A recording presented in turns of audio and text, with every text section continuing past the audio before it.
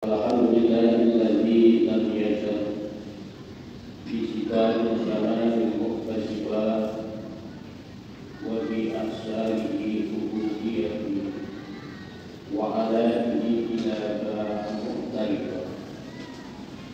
Asyhadu an la ilaha illallah wahdahu la syarika lah wa asyhadu anna sayyidana wa nabiyyana Muhammadan abduhu wa rasuluhu la nabiyya ba'dahu. Allahumma sholli wa sallim ala sayyidina Muhammad wa ala alihi wa sahbihi ajma'in. Amma ba'd, fa ya ayyuhal hadirin, ittaqullah ibadallah, ittaqullah zahir wa batin, ittaqullah haqqa tuqatih.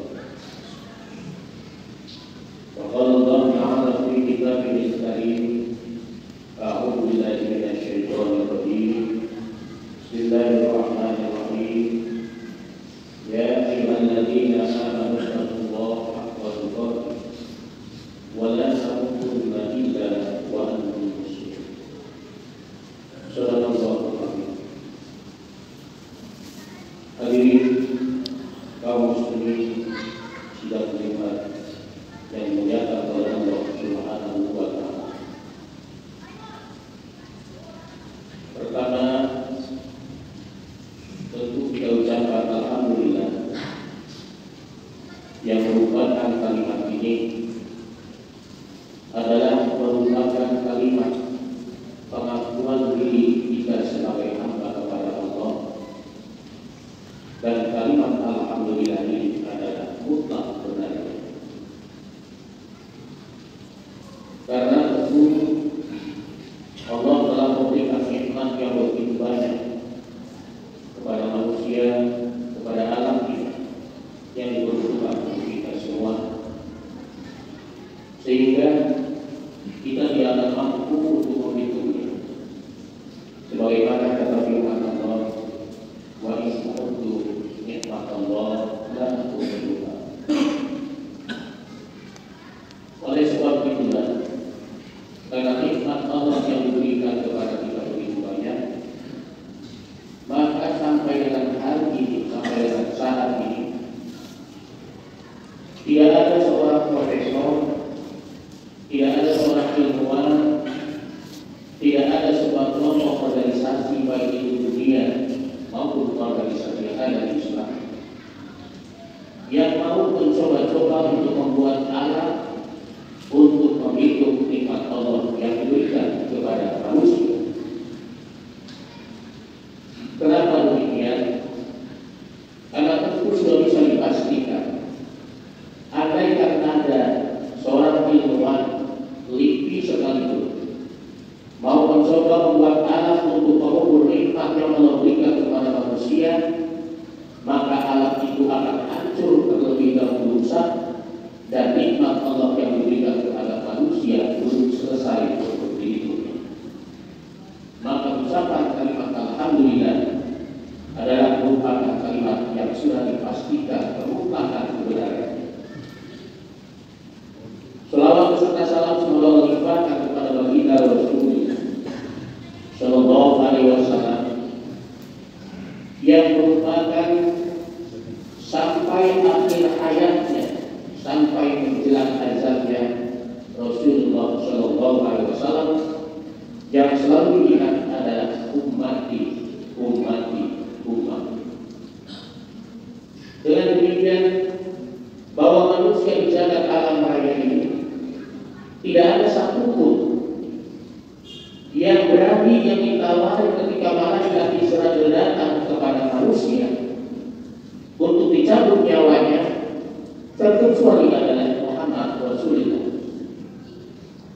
Ketika malaikat Israel diperintahkan oleh Allah untuk mendatangi Rasulullah, maka pada saat itu malaikat Israel memberikan penawaran, saya diutus kepada engkau wahai utusan Allah untuk mencabut nyawa. Tetapi kata Israel, saya berikan pesan pada Allah, andaikan engkau masih mau hidup lagi, berapa tahun lagi, maka tentu Allah memberikan engkau umur yang lebih banyak. Tetapi Rasulullah menerima tawaran itu, sehingga Rasulullah berani satu-satunya orang, satu-satunya hamba Allah di jagat orang banyak ini yang tidak mengalah pada saat diambil nyawa. Kenapa demikian? Karena Rasulullah Shallallahu Alaihi Wasallam tidak ada satupun manusia yang pernah disakiti melalui lisannya, dan tidak pernah ada satupun manusia yang dirugikan secara materi. Sehingga ketika dia menghadap kepada Allah, tentu tidak punya masalah sedikit pun. Andaikan kita, saya pulang dari masjid di London, Amerika Israel, menawarkan kepada saya, wahai Hadijah, apakah kau siap pada hari ini setelah dilatih untuk nyawanya karena kita? Tentu saya bapak-bapak punya alasan yang berbeda. Saya katakan belum siap menghadapi jalan itu karena anak-anakku belum sukses semua. Begitu untuk bapak-bapak sekalian semua pasti. Andaikan Israel setelah pulang daripada sholat Jumat ini datang ke rumah, semuanya bisa diyakinkan, bisa dipastikan, semuanya telah untuk bisa ditunda waktunya. Maka oleh karena itu, tentu kita semua mudah-mudahan untuk senantiasa untuk bisa bersyukuri atas nikmat Allah yang berikan kepada kita semua. Karena dengan nikmat itulah maka Rasulullah Shallallahu Alaihi Wasallam telah membimbing kepada kita, maka sekecil apapun nikmat yang Allah berikan dan kita dapat mensyukurinya.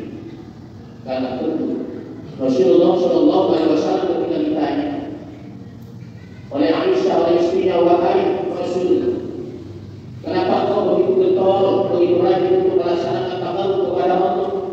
Bukankah kau telah diampuni atas segala kekeliruannya? Dan sudah bisa dipastikan kau adalah bisa masuk surga, tetapi kau begitu rajin.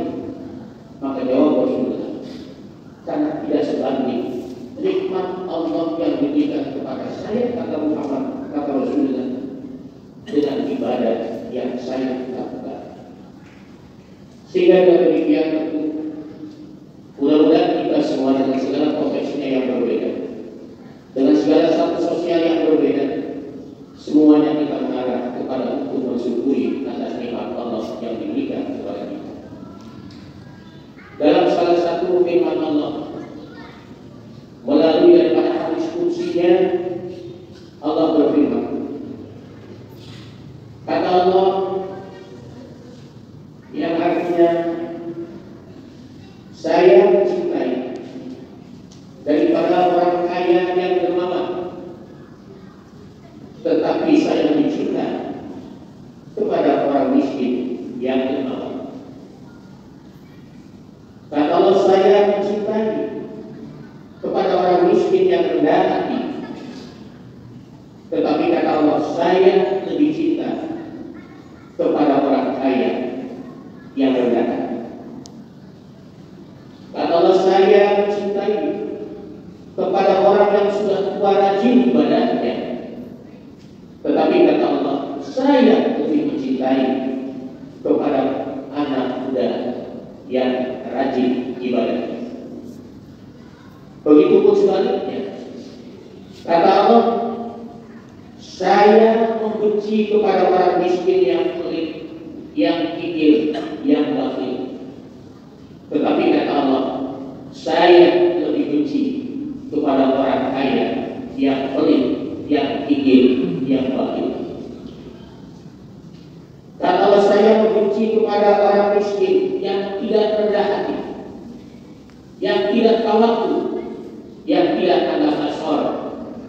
Tetapi kata Allah, saya sangat membenci kepada orang kaya yang tidak ada asor, tidak rendah hati. Lalu selanjutnya kata Allah, saya membenci kepada anak muda yang malas beribadah. Tetapi kata Allah, saya sangat lebih benci, tambah kuat, tambah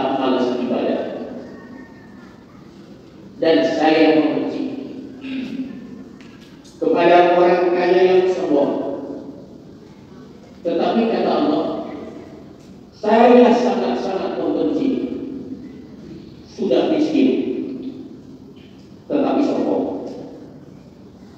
Tentu hadis qudsi ini adalah merupakan pembelajaran bagi kita. Maka oleh karena itu kita, anak-anak kita tentu tidak cukup dibekali dengan materi. Harus dididik melalui pendidikan. Tidak cukup dengan dikirimi dan barang dan sebagainya untuk bisa anak-anak kita ke depan, termasuk kita semuanya, untuk bisa tawadu, untuk bisa rendah diri, untuk bisa menghadap kepada Allah Subhanahu wa Ta'ala. Ada satu cerita ketika seorang kiai menanyakan kepada seorang ibu yang punya anak 14 orang, 7 laki-laki, 7 perempuan. Seorang kiai itu bertanya kepada seorang ibu, "Wahai ibu, apa resepnya punya anak 14 semuanya sukses?"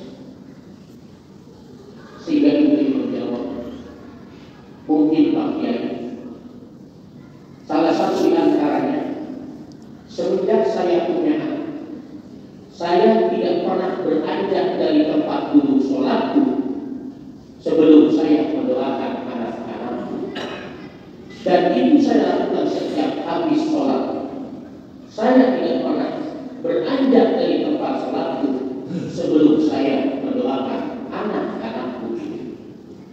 Maka oleh karena itu, karena tidak ada doa yang mustajab yang lebih cepat dikabulkan kecuali adalah doa orang tua terhadap anaknya.